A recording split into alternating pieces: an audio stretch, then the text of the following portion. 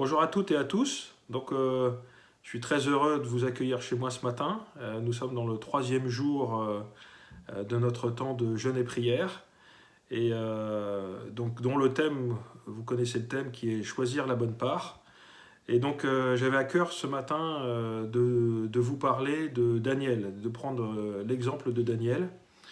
On va commencer par le chapitre 1 du livre de Daniel.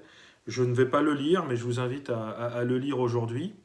Et donc, on voit en fait dans ce chapitre Daniel et ses trois compères, ses trois amis, qui sont dans des circonstances imposées, qui leur sont contraires, qui sont contraires à leur éducation, qui sont contraires à leur goût, qui sont contraires à leur éducation spirituelle. Et malgré cela, on voit qu'ils ont tenu. Ils ont tenu bon, ils n'ont rien changé de ce qui est fondamental et ils ont su s'adapter. Et ils ont su s'adapter parce qu'ils ont été sages et qu'ils ont choisi la bonne part. Donc je voudrais illustrer cela par 3 points. Le premier point, c'est qu'ils ont obéi à la parole. Ils ont obéi à la parole, ils ont décidé de ne pas se souiller par les mets, comme nous pouvons le lire chapitre 1 au verset 8. Daniel résolut de ne pas se souiller par les mets du roi et par le vin dont le roi buvait, et il supplia le chef des eunuques de ne pas l'obliger à se souiller. Et donc ils ont tenu ferme et obéi à la parole de Dieu. C'est le premier point. Et on connaît tous ce verset dans Matthieu 6, verset 33, qui nous dit que le Seigneur Jésus nous demande de chercher premièrement le royaume et la justice, chercher premièrement son royaume et sa justice, et tout cela vous sera donné par-dessus. Ne vous inquiétez donc pas du lendemain, car le lendemain s'inquiétera de lui-même. À chaque jour suffit sa peine. Amen.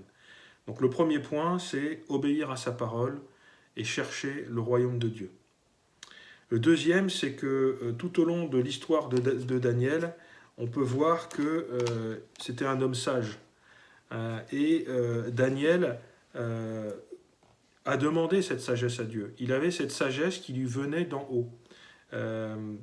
Et qui lui permettait d'analyser les temps. Il a analysé les rêves, il a analysé les temps dans lesquels il était, et tout ça grâce à sa sagesse, et sa sagesse a été reconnue ainsi que ses trois compagnons. Et donc demandons cette sagesse à Dieu pour analyser le temps dans lequel nous sommes nous. Seigneur, donne-moi ta sagesse pour que je puisse comprendre les circonstances, comprendre les temps, et montre-moi ce que je dois faire. Et cette sagesse-là, il faut la demander à Dieu qui nous la donne. Amen.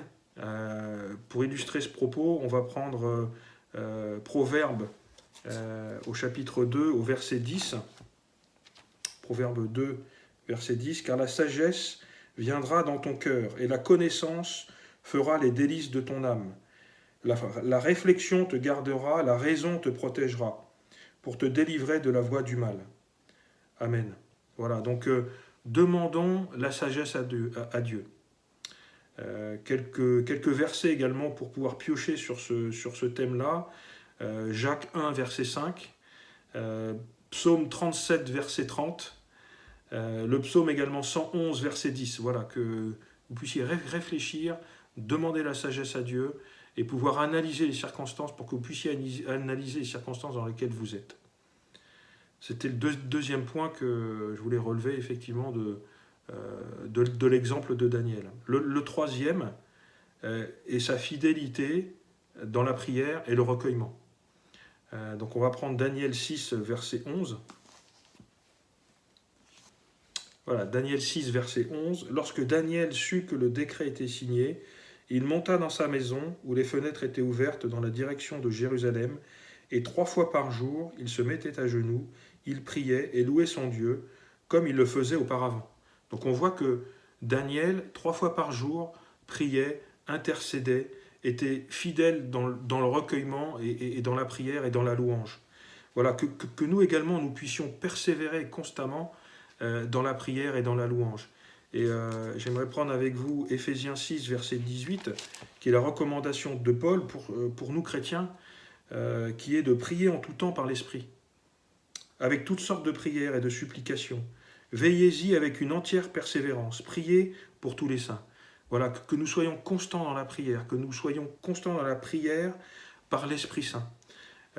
Et donc j'en arrive à ma conclusion pour dire que Daniel était un homme connecté. Il était connecté à son temps, il était connecté aux circonstances dans lesquelles il était, et il était connecté à la sagesse d'en haut. Il était aussi connecté de l'esprit. Il était rempli de l'esprit. Il était rempli de l'esprit de révélation. Voilà, il était disponible devant Dieu, fidèle à sa parole, éclairé et porte-parole. Voilà, que nous soyons nous aussi connectés, connectés à l'esprit. Et quel exemple pour nous que Daniel, qui a été élevé par Dieu et par les hommes, qui a su résister malgré les circonstances dans sa foi, dans la parole, dans la prière et les supplications. Voilà, il avait choisi la bonne part. Daniel avait choisi la bonne part.